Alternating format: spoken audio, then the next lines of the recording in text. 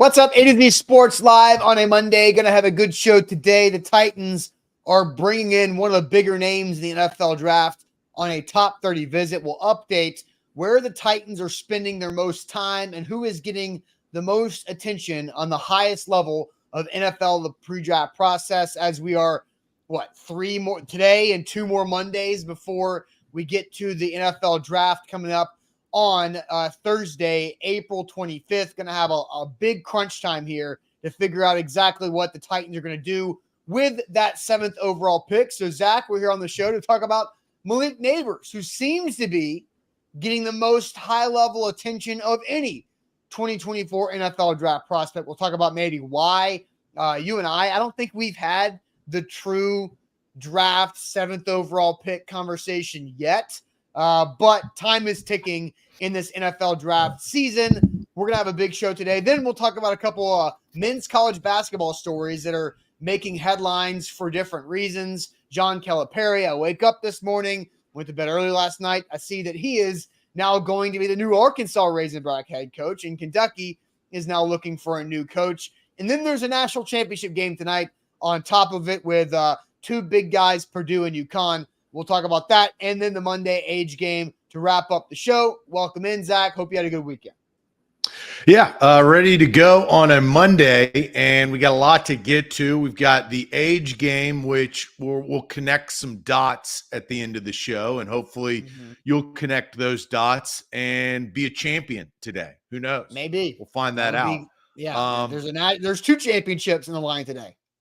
Yeah, there are. Well, and there's three because the Titans are trying to win a championship in the offseason, and they've done a pretty good job so far. They got that draft on the horizon to increase their opportunities during the season. So a lot to get to. We are broadcasting live on 3 different platforms, including Facebook, YouTube, and Twitch. We will also tweet out link by link, segment by segment, our YouTube links on our Twitter handle at A to Z Sports. So give us a follow there at ATOZ Sports. That's a great follow if you're a Titans fan, whether it's live streaming content like I just mentioned, or articles, or information, or graphics. It's a great follow at A to Z Sports on Twitter. We are on the road to 20,000 YouTube subscribers. If you guys would help us out there, subscribe to the channel on YouTube. Just type in A to Z Sports Nashville, or bounce out of here and make sure you subscribe, then bounce back in. And if you bounce back in, or before you bounce back in, make sure you like this show. If you like the show, it helps the algorithm. It helps get more Titans fans involved. The more community grows, the more conversation, and that's what we want. That's why we've created A to Z Sports over the last number of years. And then, last but not least, you can't forget about ringing the bell. That's the live alerts. If you're on YouTube, you ring that bell, hit the bell icon, and you get alerted when we go live every single morning and prime time in the evening, Sunday through Thursday, which may have a slight adjustment in the coming weeks. So you make sure you have that alert on. And Facebook, what's going on Facebookers, bottom left corner of your screen. Share now to public. Sharing is caring, and caring is sharing, as we say on this show. Share the show around. We need to pop up in your Facebook friends news feed. So let's get this party started on a Monday, because we only got a couple more weeks until that sound, and Goodell struts up to the podium, announces Caleb Williams' name, and then we can go on from there. Dun, dun, dun, dun, dun, dun, dun, dun. There it is. All right, let's get it going officially. Welcome into A to Z Sports, powered as always by the BetMGM app. I'm Austin Stanley, and he is Zach Bingham. We are Nashville's on-demand sports talk network, going live weekday mornings at 8 Central Time on Facebook, YouTube, and Twitch. Link to the show segment by segment on our Twitter X timeline. That's at A to Z Sports. Also hit us up on Instagram, TikTok, and Threads for more great Titans content. We got to thank our sponsors because they make it happen for us, and they help out all of you, like Wilson County Hyundai. Make them a part of the new car buying process. See them in Lebanon or online at wilsoncountyhyundai.com. The Bone and Joint Institute, boneandjointtn.org, the region's destination for comprehensive orthopedic and sports medicine care. Farm Bureau Health Plans get better with Farm Bureau Health Plans at fbhp.com/ATOZ. And Krebs Kubota, an elite Kubota dealer with 3 great locations across the mid-state, Columbia, Franklin, and Murfreesboro. They're online at KrebsKubota.com. A lot of things to get to today. Some Titans news that came out of it. Denise says the solar eclipse also today. Busy day here on this Monday. But Zach, we're going to discuss what came out over the weekend. I guess it was Sunday, right? Yesterday, when Malik Nabers, a wide receiver from LSU, and also Alabama's offensive lineman J.C. Latham became the latest to get to the top 30 visits in the NFL by the Tennessee Titans in this draft. So there are three different levels of high-level visits for these draft prospects in this pre-draft process. So you've got the formal interview at the NFL Combine, because you have like the 15-minute speed dating at the NFL Combine, but the formal Combine interview is one of them. A private meeting at a player's pro day, which are basically all but done at this point in the draft process. And then there's the top 30 visits. So each team has 30 players they can bring in to their facility, spend the entire day with them, show them around, get to know them, put them in different meetings, do media, do some drill work, all of that. So those are the three high-level opportunities that teams have to spend some one-on-one time with prospects. And Sam and I talked about this on Friday, and this is an article from Travis May on A2ZSports.com. Carthon's first draft for the Titans last year featured two players that the team officially met with 3 times ahead of the draft: Will Levis and Tajay Spears. They also had confirmed private meetings with offensive lineman Jalen Duncan and a rumored pre-draft visit with Peter Skoronski. That's 4 of the 6 picks last year with private pre-draft meetings. So which prospects have Carthon the Titans met with already? And Travis dove into that middle of last week. We also put together the pieces that Colton Dowell, the 7th-round pick for the Titans last year, was a local pro day guy, and out of UT Martin, Lebanon High School product, Wilson Central High School product, local pro day there. And then Josh Wiley, the tight end at Cincinnati, Mike Vrabel had a pretty good relationship there because of Luke Fickell, who was previously the Cincinnati head coach. That's pretty deep ties in a lot of meetings with all 6 of those draft picks. So let's get an updated look on the high-level meetings with the Titans in these pre-draft processes. Highlighted is LSU wide receiver Malik Nabers, who falls in all 3 of these categories, as he is set to make a top 30 visit this week with the Tennessee Titans, along with J.C. Latham out of Alabama. Pro day private meetings, Malik Nabers, Isaiah Johnson, those 2 right there that have been reported. In formal interviews at the Combine, Malik Nabers and some other big names, Joe Alt, Patrick Paul, Brock Bowers, Fashanu, and also Roma Dunze there. But Malik Nabers getting a lot of attention right there, Zach. What's your first thought on the trend of Malik Nabers being in a lot of different meetings with the Tennessee Titans head brass leading up to this draft? Well, I'll start with this because I do the show Monday and Tuesday. It has been known I don't pull any punches. I've been saying this for months and months and months, that I believe that the Tennessee Titans should draft a future stable left tackle in the first round. Now, the draft, as I said at the very, very beginning, after Caleb Williams goes, who knows, right? I mean, that's the beauty of the draft. And we watch with bated breath to figure out pick, by trade, and what's going to happen for these quarterback-hungry teams of who is going to fall. I still think they need to protect Will Levis. So I stand by that, and I probably will not relinquish that, even if they go wide receiver. But I think I go back to Brian Callahan. I felt like insinuating the value of the wide receiver position when he was hired. And I'm torn because that was before they went out and signed Calvin Ridley to a top 10 deal as a wideout, right? Right. Yep. That was prior to that. So if you sit there and you say you value wide receiver, they valued wide receiver. They did exactly what they said that they were going to do. But are they done? And I truly don't know. Now, I believe they should be done when it comes to a first-round pick, but you look at Cincinnati's makeup, and that's really where He's been over the last several years. That was where he was stabilized as an offensive coordinator. That's where he learned under Zach Taylor. That's where he truly got the opportunity to interview and be a head coach, which he now is. The makeup of the Bengals, they draft big-time wide receivers, and they had over the last several years while he was still in the building. So I have no clue what they're going to do, and I also don't know that, and you don't know that because we don't know who the previous 6 picks are going to be, but damn, they sure are flirting with this guy. I mean, they're texting at late night. They're sending emojis like this is more than just oh yeah, we went on one date. And I think that is eye-opening. Yeah, so here is some other context to this, because once again, I'll show this. That Malik Nabers lands on all 3 of the highest level opportunities for NFL teams to meet with draft prospects. Top 30 visits, a pro day private meeting, and a formal interview at the NFL Combine. Now, I do find it interesting that Joe Alt is on top 30. He did that last week. Joe Alt is on formal interview at the NFL Combine.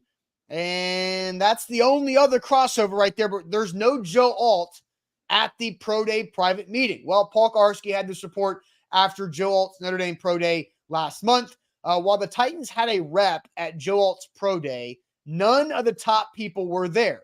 There was a late change in plans regarding what Alt was going to do at it, the Pro Day. Rand Carthon reminded me that he wasn't at Peter Skoronski's workout last year before they drafted him at 11. And Paul says he said all the time, Alt will be one of the Titans' top 30 visits to Nashville, which he was.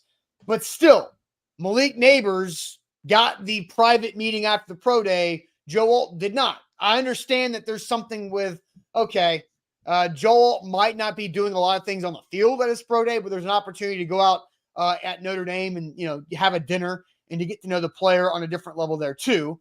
So that leads us to our first question today, Zach. And that is about Malik Nabers. Malik Nabers is getting the most attention, high-level attention, with any other NFL draft prospect. Is that a big deal, small deal, or no deal? The Titans giving Malik Nabers the most high-level attention. Is that a big deal, small deal, or a no deal? But first, I want to tell everybody, as the national title game is tonight, we've been talking all tourney long about our great friends who have been presenting our bracket challenge. That is Prince's Hot Chicken, the original hot chicken of Nashville, and their brand new location at Tanger Outlets in Nashville. Tanger Outlets is Nashville's newest shopping destination with up to 70% off of up to 100 of your favorite brands right there off of Cane Ridge. And they've got a brand new Prince's Hot Chicken location, and all tournament long they've been giving you a chance to get 10 winglets, choice of heat, a side of fries, and a fountain drink for just $17.50. Still going on now. So if you're looking for somewhere to watch tonight's game, you can do that. And the top local winners of our bracket challenge get gift cards to both Prince's and the Tanger Outlet Nashville. And Zach, I've got our leaderboard right here. It's down to 2 people. It's either Lurch or it's Rick. If it's Purdue, it's Lurch. If it's UConn, it's Rick. That's what it is. I don't know which of those, if any of those 2 guys are local to get the gift cards. But if the grand winner overall gets a big screen TV courtesy of us. So, but also local winners in the area, even if you're not local, you get the TV. But the local winners get gift cards to Prince's and Tanger. Yeah, and that's big time right there. Everybody, I think that's a lot of brackets. I did 3 brackets. I did that bracket. I'm obviously not in the top 5 or anywhere close to that, to be honest. But I did 2 other brackets. I'm in the same position tonight in another bracket. If UConn wins, I win. If Purdue wins, another buddy of mine wins. So a lot of people in that position. That's a good thing, right? Top 2 teams. We'll talk about that a little bit later. We are brought to you by BetMGM. They power us each and every morning, so make sure you download that app. We asked the question, is it a big deal, small deal, or no deal that the Titans are giving Malik Nabers the most high-level attention and have over the last several weeks and months leading up to the draft, as we explained prior to us asking this question. Let's go to the chat. Andre says small deal. Eddie goes big deal. Jared says small. Lou Man says no deal at all. Michael and Willie both go big deal. Gannon, Dre, and Tall Texan all go small deal. Eric goes no deal with Lou Man. Small deal from Dre. Deborah goes small deal. Big from Austin. Small deal from Titans. Kyle, no deal. The Giants are going to draft Nabers from Jared Gibson. King VC says small deal. IR, goes with big deal. Hopefully it's a small deal from Patrick Bird. Small, big-ish deal. Darius, you're not playing the game. No soup for you. Ahmad says big deal. DeMario says no deal. No deal from American Top. This is pretty spread out here, Austin. Small deal from Jermel. Big Ten Jeff goes small deal, just doing their due diligence. Melissa goes big deal. Corey goes no deal. He just has more red flags. They need to feel him out. So Corey bringing up a statement saying, hey, you need to knock on that door a couple more times to make sure you're not going down the, Adam Pac-Man Jones or bust route, right? It could be old John Ross, right? Remember when he ran that fast 40 time and excelled and then became nothing? Big deal from Curtis, no deal from Tighten Up, big deal from Lucas. So small deal from Paul. There, it is spread out. I am very surprised about how spread it out is in the chat. Austin, you can't spread it out. I was going to ask you, before I give my answer, which of the answers do you think had the highest percentage of selections? Because it was spread out. But what do you think was the leader of these three: big deal, small deal, or no deal from the chat? I think it's a tie between big deal and small deal, and then a no deal is right on the tail. Okay. All right. My answer is big deal. I think it's a big deal because I think the Titans are making it very clear that they have a lot of interest in wide receiver Malik Nabers. Now, I think maybe it was Andre, whoever said that a small deal because the Giants are going to take him at 6. That's a good point. Like the Titans reportedly on draft day, and even when Bucks report about, in early April of last year, the Titans were interested in CJ Stroud and moving up to 3 to get CJ Stroud. Just because the Texans took him at 2 doesn't mean the Titans weren't very serious about CJ Stroud.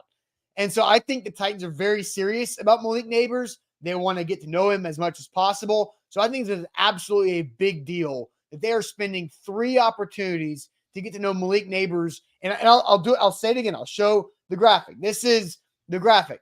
Top 30 visits, pro day private meetings, and formal interviews at the combine that the Titans, all 3 Titans brass members had a chance to talk to Malik Nabers there. And Rand Carthon, 2 of their 6, they had met with 3 times ahead of the draft. Will Levis and Tajay Spears, a 2nd and 3rd round pick. Now, we do know that they were not at Peter Skoronski's pro day last year, just like they were not spending high-level time at Joe Alt's pro day. It didn't stop them from taking Peter Skoronski in the 1st round at 11. So they could still take Joe Alt at 7. I'm not saying that this is ruling out Joe Alt at 7, but I think this tells me a little bit that their interest in Malik Nabers is very, very high. And I think the hardest decision the Titans brass will have to make is that they have to choose between Joe Alt and Malik Nabers if both are on the board at 7. So big deal is my official answer.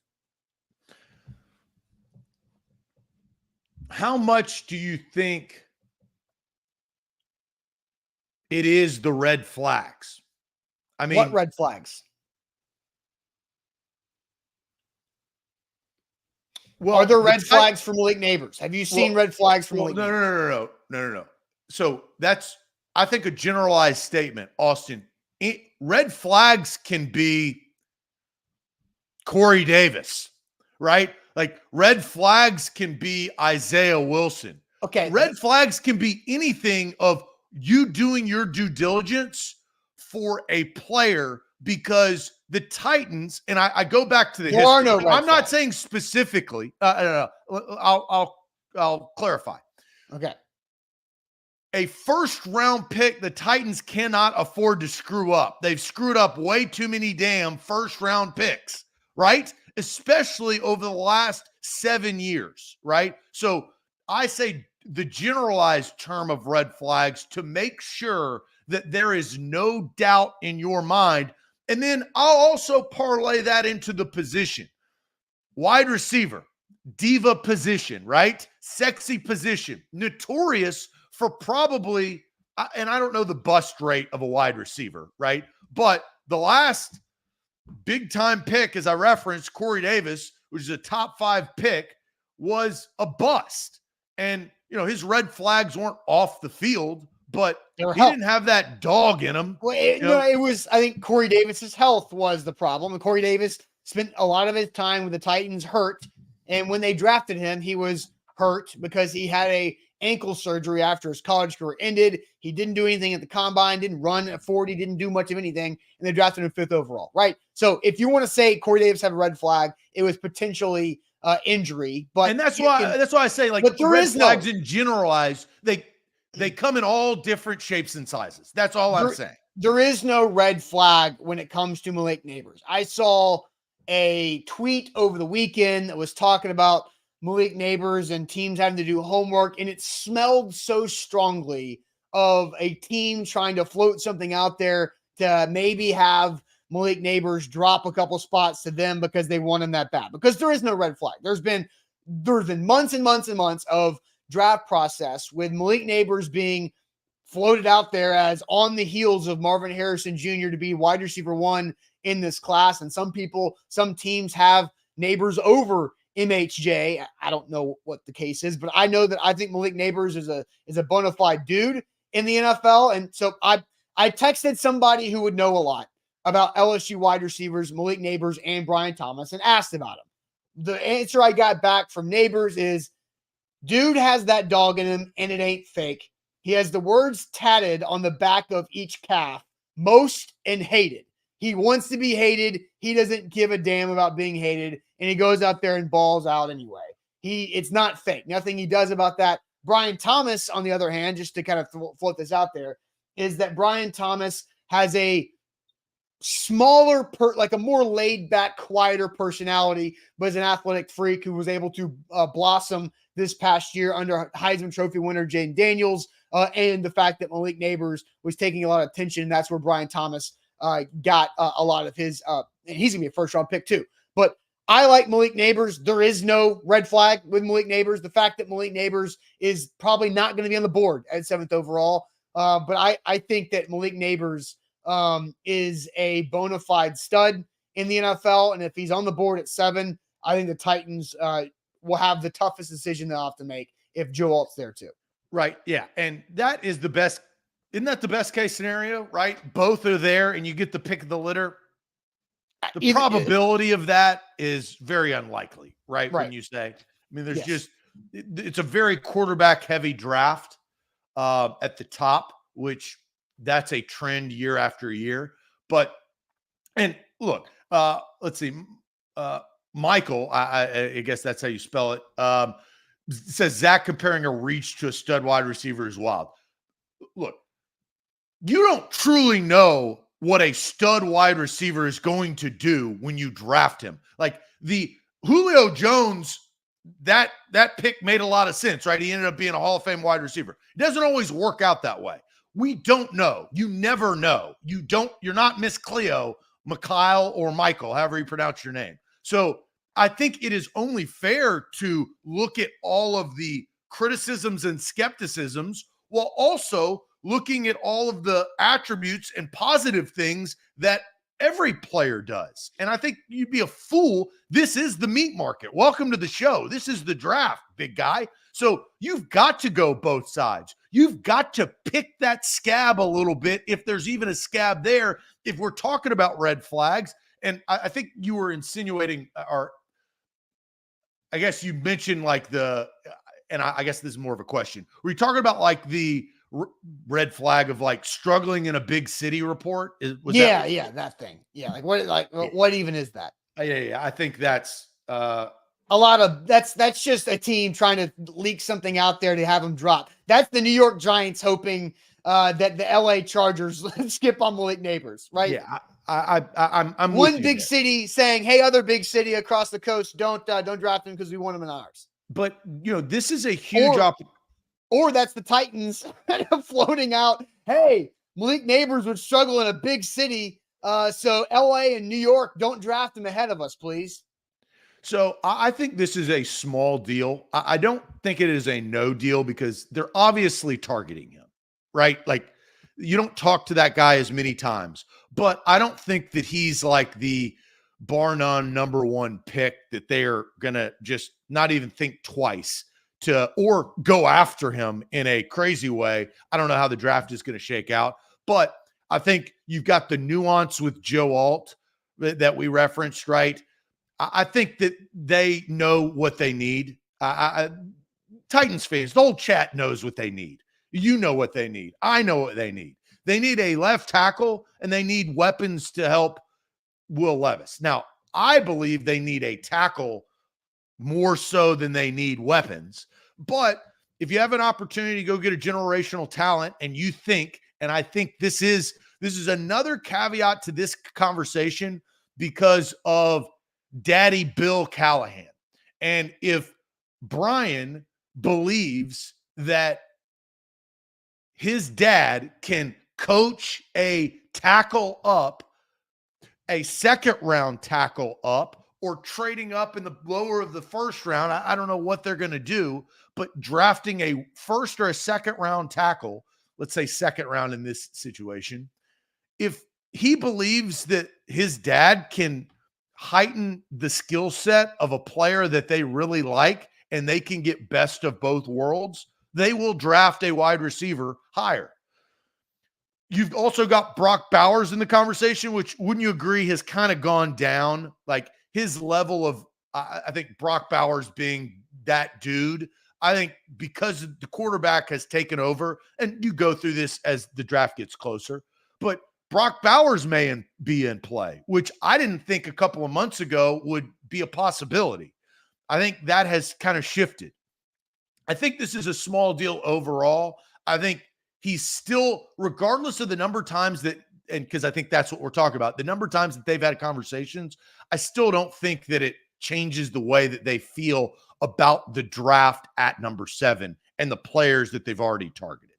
All right. And so I think, we'll go through some of the updated visit strategy. I want to ask a follow-up question here in a second, and we'll get into that, the follow-up question. But first, I want to tell everybody about Krebs Kubota. KrebsKubota.com is where you need to go for all of your equipment needs. It is officially spring, and the pollen is everywhere, which means you've got outside things to do, whether it's cutting the grass, trimming the yard, or any of those other things. Maybe you've got extra acres out there in the county land, and you have to make sure that you've got the right equipment for those projects around your home, your property. Maybe it's even your commercial space. Krebs Kubota can tackle it all for you to help you out with you as well with all the equipment that you need. They are an elite Kubota dealer, meaning they have the best equipment in the industry, which is also goes along with the best warranties in the industry, as well as the best customer service, because Krebs Kubota is family owned and operated, and they have been for over 18 years. They've grown from just having the Columbia location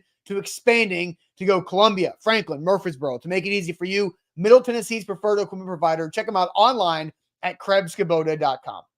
I got a comment that I want to read, but first I want to tell everybody about BetMGM. Download the app today in your Apple or Android app store. Use the bonus code ATOZ Sports.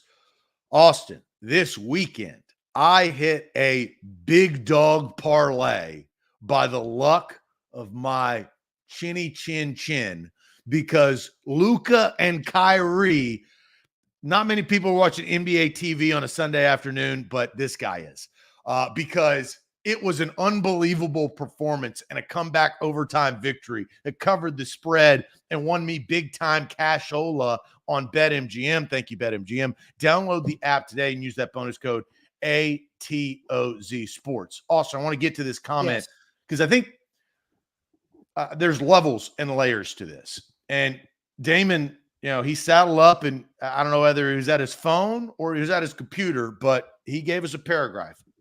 Where credit is due, let's read. The issue with Corey Davis wasn't his play. It was his piss poor offense. We simply didn't throw the ball.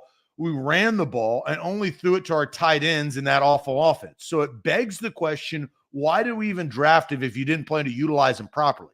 not to mention destroying the career of Marcus Mariota in the process. The offense, if that's what you want to call it back there, was anemic to say the least. Corey Davis balled out his last 2 years with the Titans, especially in that playoff game. So Damon brings up a lot of different points.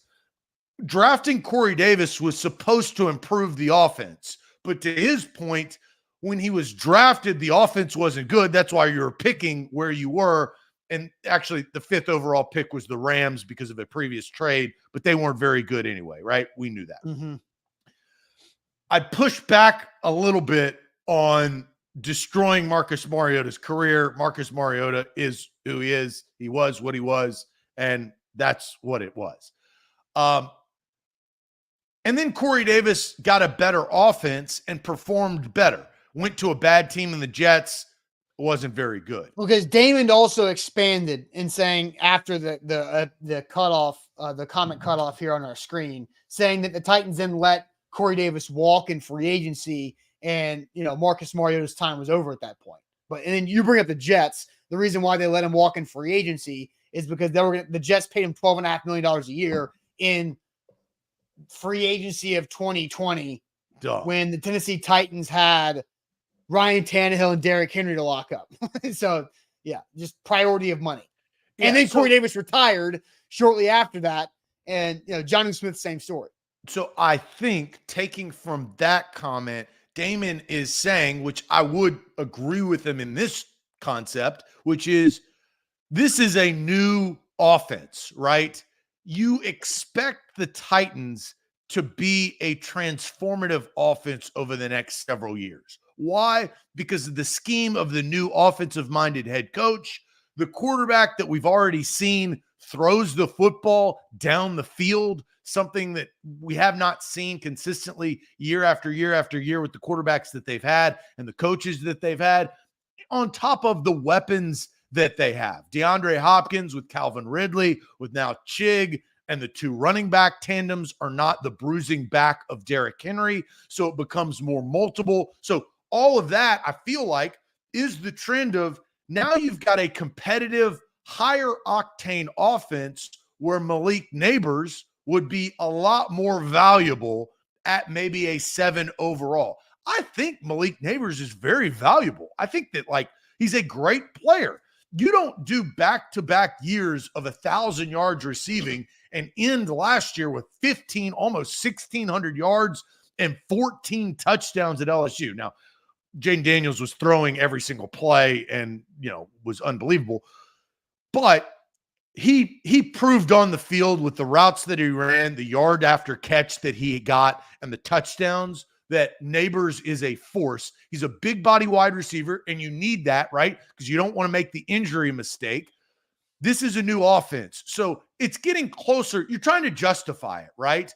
Justify protecting Will Levis or surrounding him with much better pieces and doing that later on in creating and building this offense around your young quarterback. That's what we're talking about. I think there's points all over the board. That's why I'm not a no deal. I think Nabers is absolutely in play. I mean, they wouldn't have talked to him as many times if he wasn't in play. They like him. Yeah, I think there's 2. And so I'm actually going to save my follow-up question that I had originally planned for a different day, because I think that could just be a whole lead conversation with where we are going. But I think where I'm looking at what we're discussing today and the fact that Malik Nabers is getting all 3, sweeping the highest level opportunities that a NFL team can learn about a draft prospect in a top 30 visit or 30 visit, however the league wants to call it, where Malik Nabers comes to Nashville and does all the things for the spending the day with that team at their facility. A private pro day meeting after his pro day in Baton Rouge, and a formal interview at the Combine. And I look at all that, and then I see that the Titans didn't even send one of their big football people to Joe Alt's Notre Dame pro day. And I understand that there was a late change in the plans and what Alt was going to do, but I feel like, Zach, the going to the pro day and having Ran Carthon, Brian Callahan, maybe Bill Callahan, and then Chad Brinker, Anthony Robinson, the triumvirate of the front office, and then the head coach and the O-line coach, the son-father duo, not going to South Bend. I don't care about the field at the indoor practice facility. It's the dinner or whatever around that the Titans did not have enough reason to go. That is what interests me. Austin, we've always heard the stories of players, wildly enough, say, I had no idea. They never even talked to me. They never even interviewed me. And they drafted me in the first round. You've heard those stories over the years. That happens. And I'm not even saying that that's the case with Alt. Because they did the top 30 last week, right? So there's one. And they did the formal at the combine, which is still chaotic. Austin, we all know who Joe Alt is, dude. Like that is the easiest check mark of this draft at that position and where he is. He's the best tackle in the draft. He's going to be selected as the first tackle in the draft. He is a stable person. He's a captain. He's fighting Irish. He's a blocking machine. I don't need any more conversations. That is that dude, right? Where we talk about red flags at the wide receiver position and other positions, Joe Alt ain't a red flag. Now, he may not be as good as we think he is in the NFL because of some circumstance, team, coach, whatever. But Joe Alt is a lock of where he's going to be drafted, and that's in the top 10 of this NFL draft for a team that needs a left tackle. Boom. Right, I'm gonna push back on that, though. I'm gonna push back on everything you said about not everything that I said. Yes. Everything that you said about not going to his pro day. That is where my sentence finishing is important in this. So I will push back on why I think it's weird and the fact that the Titans should have gone to Joe Alt's pro day. But first, Zach, tell everybody about Farm Bureau health plans. FBHP.com/A to Z is where to go to get your health plan, health, dental, and vision. 200 plus locations across the state of Tennessee. Farm Bureau Health Plans have been doing it for over 75 years. They're trusted here in the market. If you are a Tennessean, you got to make sure you have Farm Bureau Health Plans. I have Farm Bureau Health Plans. I love my plan. I have the last several years. It saves me money. It's consistent. It's there when I need it. It gives me contact lens allowance. That's great. Teeth cleanings to keep these things pearly white. They got it for you. All you got to do is take a health assessment, get a quote. That's Farm Bureau Health Plans of Tennessee, FBHP.com/ATOZ. And with BetMGM, you can always win big with our bonus code ATOZ Sports to get up to $1,500 back in bonus bets if your first bet misses. But discover BetMGM, the sports betting app in Tennessee sports fans turn to for nonstop buzzer-beating action all tournament long. And you got one game left of the hard-hitting excitement of March matchups and take it to the next level with a lion's share of promotions and betting options. Whether you're cheering courtside or from the comfort of your own couch, BetMGM keeps the adrenaline pumping with every dunk, three-pointer, and buzzer beater. Join the excitement now with BetMGM. Plus, every time you make a wager, you earn BetMGM rewards points, which means you can turn the convenience of online betting into real-world rewards at one of MGM's signature resorts and more. BetMGM and GameSense remind you to play responsibly. See BetMGM.com for terms and conditions. 21 or older, Tennessee only, and for bubbling game of sport, call Tennessee Redline 800-889-9789. So, Zach, I am going to push back on what you said because you think the Titans can feel comfortable enough in drafting Joe Alt at 7th overall to be the left tackle, right? Like without going to his pro day and spending that extra time with him. That's kind of the synopsis of your take. Extra time because they already have time with Joe Alt. It's not like they've never met the guy. Right, because they brought him into Nashville on his 30 visit, right? I think the pro draft private meeting is the next most important opportunity to meet with a pre-draft prospect outside of the 30 visit in the facility. And that's like a home and home, right? Like you play a home and home you go to their turf after the pro day and you do it on your own with a top 30 visit. I think if I'm the Tennessee Titans and you're picking at 7th overall, you know that you're building a new era, right? It's a new focus, a new opportunity, new head coach, a promising new young quarterback and you're going to change into the modern NFL with what Brian Callahan and Will Levis want to do together. And if you have a chance to draft a left tackle for the next decade at 7th overall, I think you've got to take every opportunity to build a game plan of leadership with that player and expectations with that player, and doing it at a dinner after a pro day, I think is a really important opportunity. Schedules changed though, right? We said like there was something that happened, Austin. It's not like they said, screw it, we're not doing it, but something happened. There was a late change in plans. What Alt was going to do at the pro day. And I read that as, and this is a thing in the draft process of, oh, so-and-so is not going to run. They're not going to do drills. They're not going to test. They're not going to do the 40, right? So you don't need to go see it. I don't care about seeing Joe Alt do more drills. What's more valuable? Real quick, what's more valuable at a pro day? A wide receiver's pro day or a left tackle's pro day? I think the answer to both those questions is the dinner. I want you to pick one. I asked the question with two opportunities. Fence riding. No. Which one is more important in your opinion as a pro day position, wide receiver or left tackle? On the field. Are you asking me about pro day? I said pro day. It's the dinner afterwards. It's the dinner afterwards. Like, what do you mean?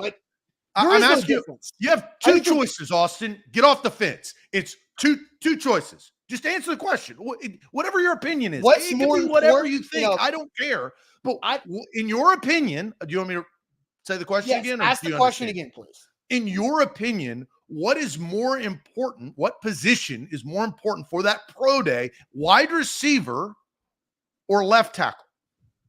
I would probably say the offensive lineman, actually, because and that's fine because the wide receiver is doing things on air more than, and you're going to see route running and all that stuff. But it's so easy to do that. I think where the offensive lineman, you're going to see more about that is the footwork up close and personal, and seeing just how powerful they can be. But again, the point is, I don't give a damn about on-field drills at a pro day. My whole point is the dinner afterwards. That's what I want. I appreciate you answering the question. That's fine. Okay, whatever. Like, but again, I don't care. Like, to answer your question, I don't care about your question. You always don't care about my question. That's why you never answer my question. And I got here and ask you 4 times about the question. You always say, I don't care about your question. That's fine. But you never answer it the first time. I always got to ask it 4 times because you don't want to answer it. Because you ask me irrelevant questions to the point that I'm making. It's a show. It's a conversation. You can ask me anything, Austin. Ask me a question. Do you think it's more important to go to a pro day for the on-field drills or the personal time afterwards? For a particular position, it's on field and it's wide receiver. You want to see that guy cut in and out of his routes. You want to see how his hands are. You want to see how he catches the ball and tucks to protect the ball. You want to see how far and fast he can run and how he can track a ball from a quarterback. That is important. You've got you've got the film for that when they're actually playing against defenses. You have the film for all of them. Yeah, I know that. And that's why I say the dinner is more important. You just answered. What? They're doing less. What are you trying to make fun of? That's my impression of pass blocking a pro day when you can actually see routes being run live against nothing. I can look good at a pro day. You know what I can't do? Get open against the defense.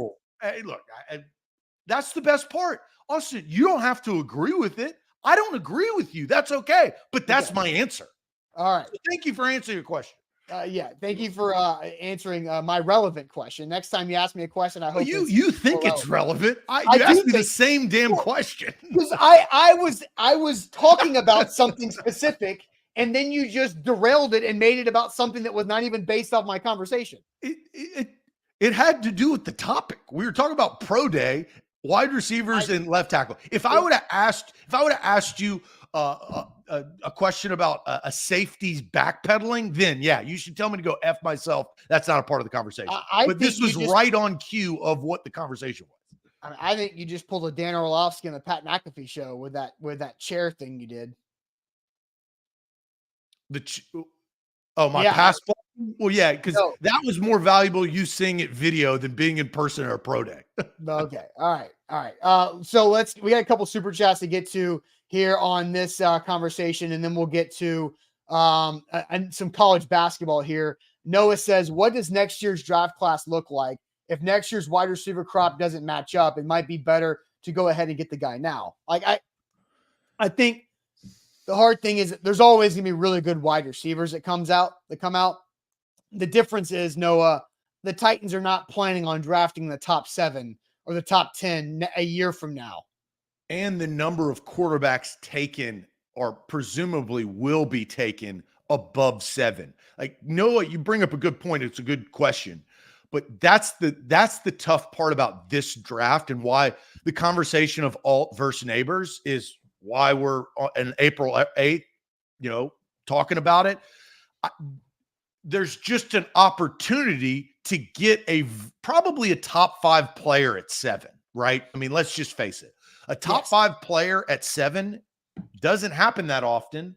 And this draft, it appears that there's going to be 3 to 4 quarterbacks maybe taken above 7, which is crazy. Because if the Titans are drafting at 15th next year, they don't make the playoffs, but they're better, right? And they're drafting 15th. There are a lot of drafts you're missing out on a high level prospect, because I've seen a lot of people say that there's like 16 to 17 first round grades in this draft. So if you're picking 15th, you're going to get a lesser overall prospect. Here's the other point about Alt. It's not every year, but Austin, Alt's the best tackle in the draft. Usually the best tackle in the NFL draft doesn't get past 5, right? So if you're able to get him at 7, you've stolen the pick because of the circumstance. Yeah. Now, sometimes there are 2 top level tackles. In this case, I think there's probably a clearer one. Shanu's right there, but I think Alt is kind of maintained. Well, there's a lot of really good right tackles in this draft, and the right tackle is not as high. Joe Alt is the only real like blue chip left tackle. There's some good guys like Fuaga or Latham or Fautanu from Washington, who could be a guard or a right tackle, that are right-sided guys, but it's Joe Alt who can do it all. And that's what I maintain and have for months and months and months, is like, that's exactly what the Titans need. They need to stop worrying about Andre Dillard. They need to stop worrying about Taylor Lewan's ACL. They need somebody that is going to be a cement wall on the left side, that Will Levis can be even more confident in his growth than he already is, because Joe Alt is that anchor. That's my case. Fair enough. And I'm not going to push back on that part. No, I mean, anybody would say that, right? Yes, and I don't think you don't want Joe Alt to be a Titan. I don't think that. I just think that you're more infatuated with this Nabers character. Yeah, I think Malik Nabers is a dude. I think he's a rare person to get at 7th overall. And because Sam came back from the NFL Combine and he goes, I talked to some people in Indy. He's like, I'm not going to tell you who they are, but they know stuff about what they think the Titans want to do. And he goes, the people you draft in the top 10 are touchdown scorers and quarterback sackers. That's who you draft in the top, or quarterbacks, obviously. But the touchdown scorers or people that sack the quarterback.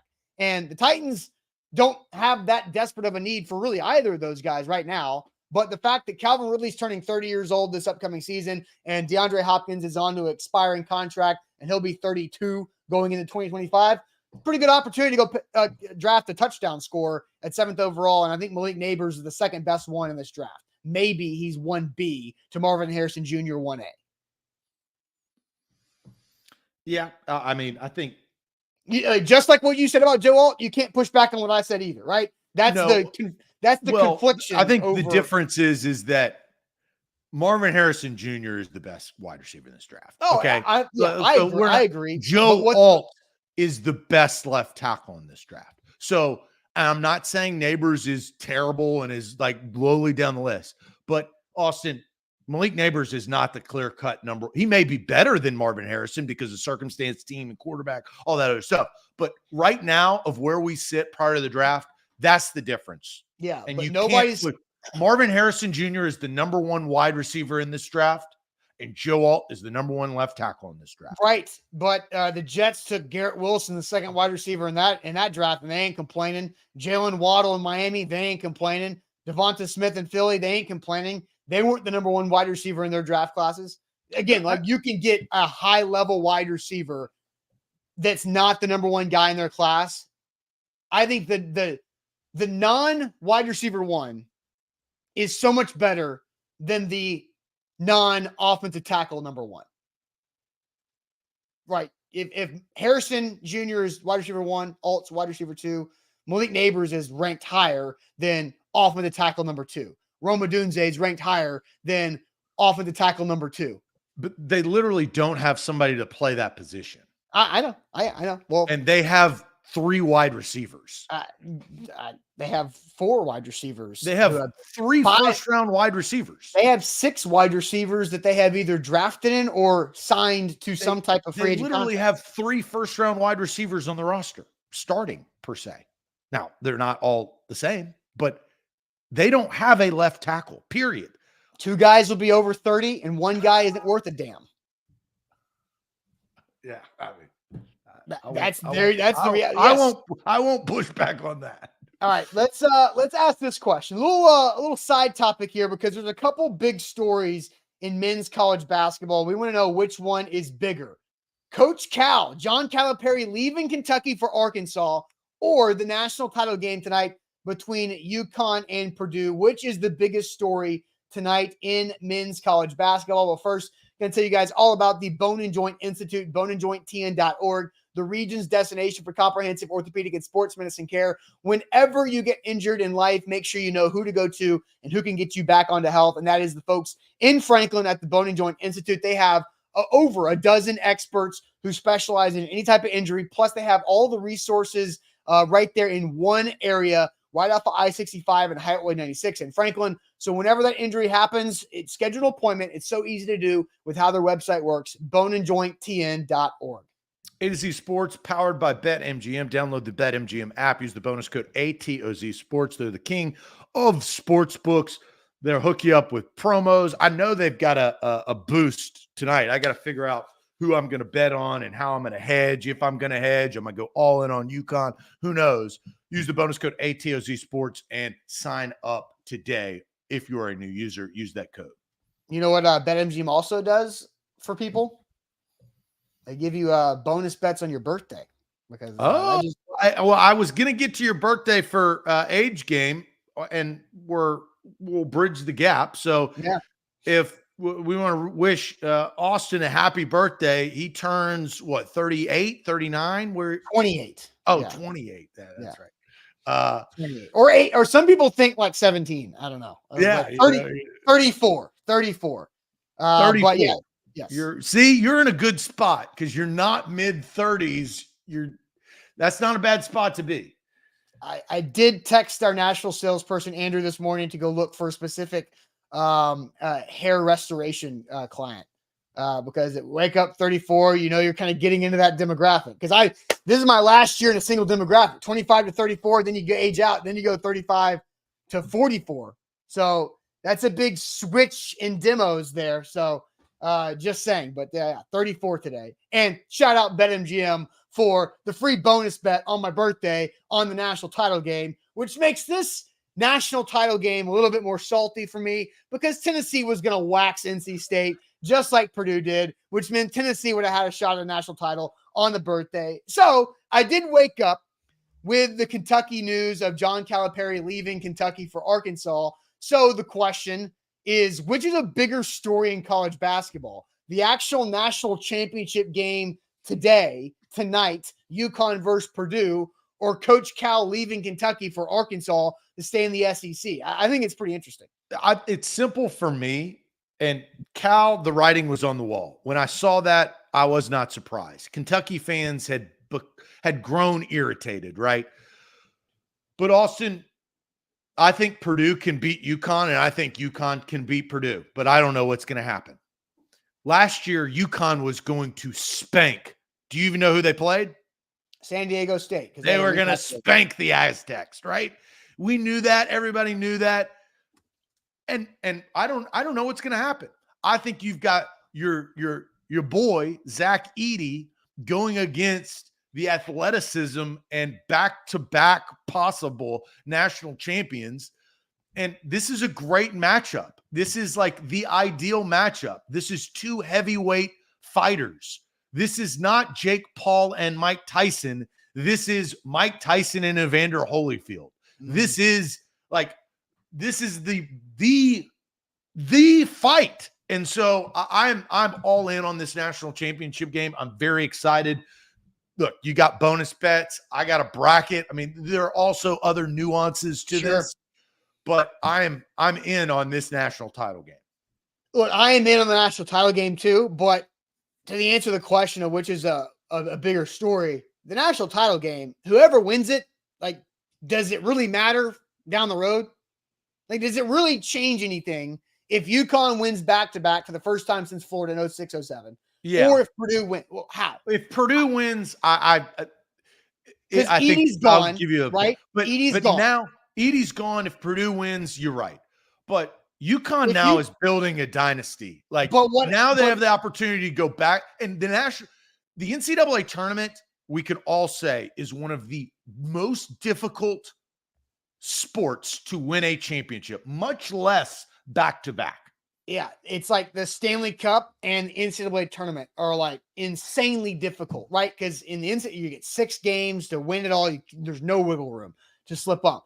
But if UConn wins, okay, they got a bunch of rotating roster too. Is Hurley going to go to Kentucky?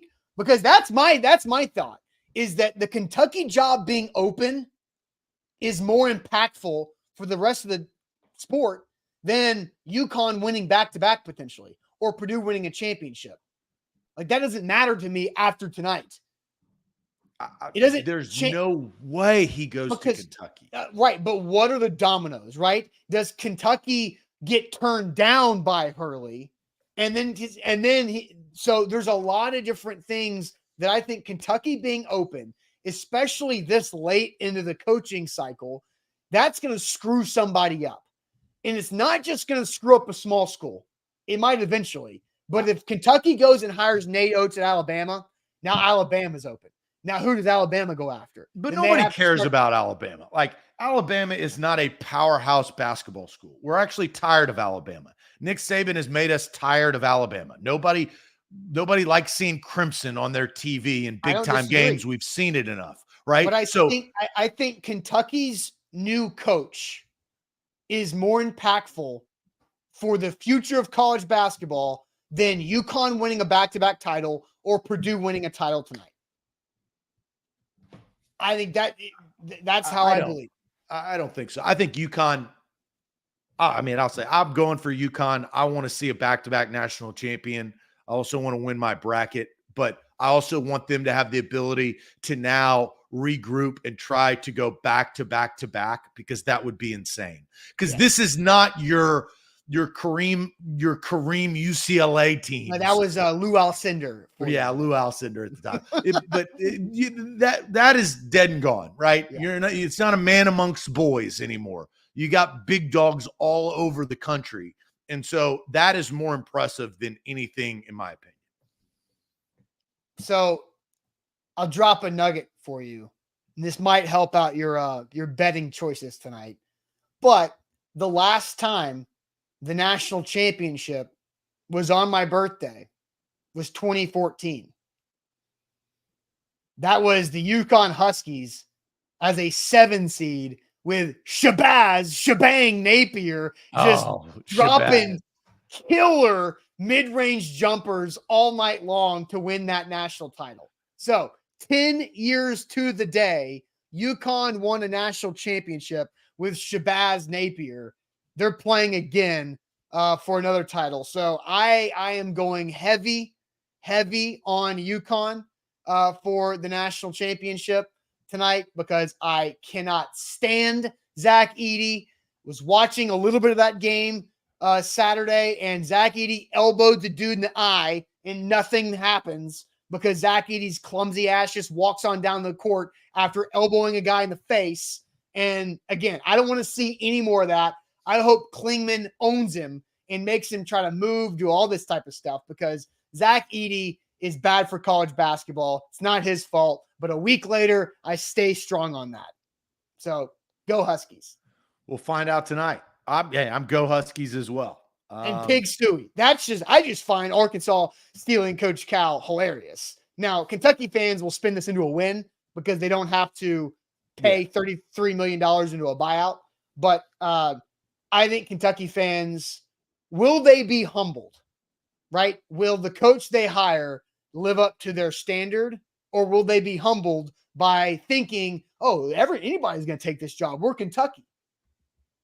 Yeah, they don't want to get Tennessee back in the day. Yeah, you don't want to find who is your Jeremy Pruitt? No, who's your Derek Dooley? Oh, there's several. I mean, who's Butch your Jones. Derek Dooley? Butch Jones. But yeah, who's your Butch? I mean, the list goes on and on. Yeah. It'll be fascinating to watch. I know our guy Zach Reagan has a Kentucky coaching hot board up, and the list of names is a long one, and it is very impressive. But all right, now it is time for the age game, Zach. But first, shout out to Wilson County Hyundai. Make them a part of our new car buying process. Make sure you see them in Lebanon or hit them up online at wilsoncountyhyundai.com. It's age game time. I do have the chat hidden, Zach. So let's see if I can get my name on the age game big board for the first time in our new setup here on my birthday. And we're also going for history because Brock Kraft has an opportunity to go back to back weeks. So keep an eye on them. Again, we don't sort the names. They come in as they go. Be quick. Don't hurry. So tonight, UConn is trying to become the Brock Kraft of college basketball. Yes, that is correct. All right, let's rewind and connect some dots. All right. Early in the wee hours of the morning, one Morgan Wallen got arrested. If you hadn't heard, now you know. I thought it was Sunday night. Technically April 7th, not the 8th. Yeah. So got Morgan Wallen in the back of a cop car, right? Morgan Wallen arrested on Sam Phelan's birthday, not my birthday. Yeah, there you go. And that's unfortunate. We'll figure out how that plays out. But another country music star got arrested as well and was featured actually yesterday with the South Carolina championship game. Okay. And that is, how old is Darius Rucker? How old is Darius Rucker? I'm trying to load a picture. No, it's not letting me load, but that is the question. How old is Darius Rucker? I think that picture's important. I'm going to wait for that picture. It may be my Wi-Fi. It's not allowing me to go. I'm gonna have to delete one of these overlays. Let's see if this we got to our 100 graphic limit. That sneaks up on you. Yeah, here we go. So I had to delete one to load one. Okay. The question is, and the chat is piling in, how old is Gamecock and native weed smoker in Nashville? Darius Rucker, because that's what he was arrested on, which you can smoke weed, you just can't smoke weed in Tennessee. And I love how like that happened. Everybody's like, Darius. Yeah, it's okay. Darius is just trying to party with a little bit of weed. Welcome to 2024. How old is Darius Rucker, Austin? He's got he's got like the salt and he got the salt and pepper goatee there. I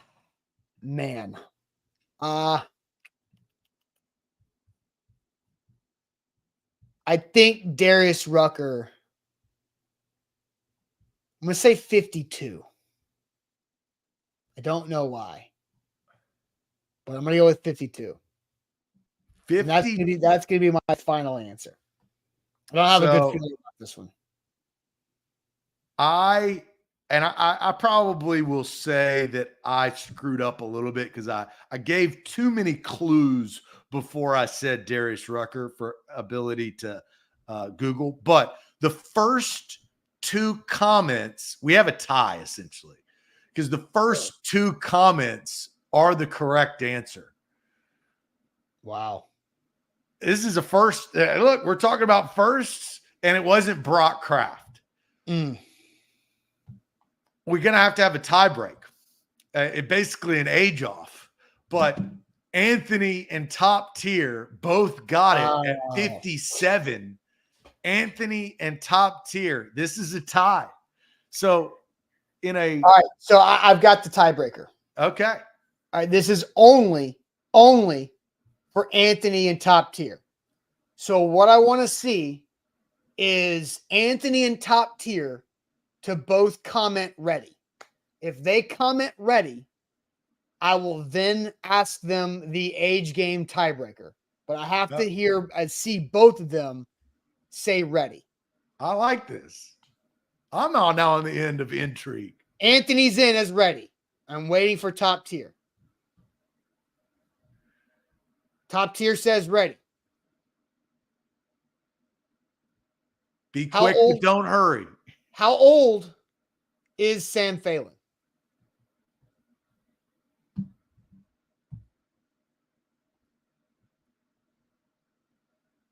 Now we wait.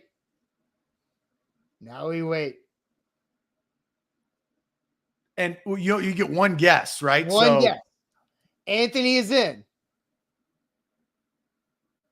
This is just for Anthony and Top Tier. All you guys are guessing, just doing for no reason. Anthony is in. Still waiting on Top Tier's age to come in. I haven't seen Top Tier. Well, one has more lag, like YouTube versus Facebook. There's sometimes some lag. Where's Top Tier? He's thinking about this. I know. The more he thinks, the more. Oh, Top Tier answer. Did I just miss it? I might have just missed it. Okay. Oh, look at this. 27 from Anthony, 27 from Top Tier. Both incorrect, but we're going to double overtime. Double OT. Oh, I was not prepared for this. Oh, man. I had that one ready, but. Do you want to? I've got a funny one. Okay. And I wasn't going to do this, but now only because we're double OT. Okay. I'm going to say my joke. Okay.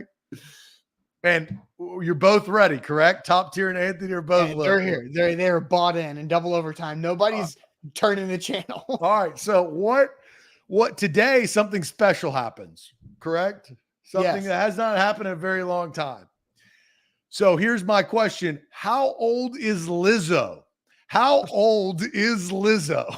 Okay. However old Lizzo is, the superstar pop singer, how old is Lizzo?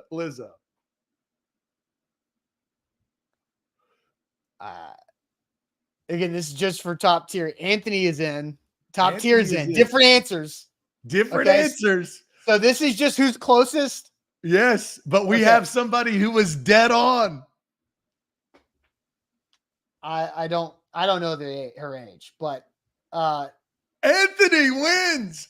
And they were one off. Top Tier said 34, but she's actually 35. So Anthony, congratulations. Anthony wins. We'll put you on the board. Are you going to put it in parentheses 2 overtimes? Because I think that needs to happen. Man, double overtime win in the age game. Is that foreshadowing to tonight? People asking, how old is Sam? Sam is 24. So you guys are a little off with the 27 guess, but some people did get that right. That was a if you watched Friday's show, you knew. You got to pay off. You got to pay it off. Yes. You're not used to doing the age game. You got to make sure you pay it off. No, I just wanted to save it just in case it was going to be something we needed to do later on. All right, you getting your double overtime Yeah, graphic? I mean, You're loaded up. I'm loaded up. Now I'm loaded up. We have a new leaderboard. And Anthony, as we say, put it on the board. Yes. Right there. Double Anthony, overtime. Double OT takes one. Titans Kyle, John Kavanaugh, Mark D, Brock Kraft times 2. Brock, I got to move you up to over the trophy on that left side, but that's one hell of a age game for a Monday. Yep, sure is. All right, last thing, King VC has 2 things. Like the show. Chat needs to lock in the show. Like on the like button before we get out of here. And he also asked, Zach, when are you and Sam going to do your draft debate? Because apparently something happened one day I was out where you guys got into a future planning session on a draft conversation. Yep. That will probably be either next week or it should be either next week or the week after, because that's all we got. Yeah. So probably closer to the draft. Yes. Maybe a draft week conversation. Week conversation. We'll check the box. Draft week conversation. Yeah, I think we should get I already have some other ideas on some potential draft week conversations we could have. And everybody saying about Lizzo, look, I didn't say anything. I just picked a random pop star, and that's what it was. So congratulations to Anthony. He is a double overtime champion, and it feels good. Feels good. Yep. There you go. All right. Appreciate all the birthday wishes on the show today. Thanks, guys, for doing that. It's always fun to do a show on your birthday. Get a little extra attention there. But make sure you hit that like button on the way out on Facebook and on YouTube. So like the show before you go. It always does a great job for us, because the more people that like the show, the more the algorithm works, the bigger our conversations and more fun we can have in creating these new online chat relationships. So hit that like button, and Buck Rising will be live tonight for A to Z Sports Prime Time. And we'll see you guys tomorrow on a Tuesday. Appreciate it as always. Adios.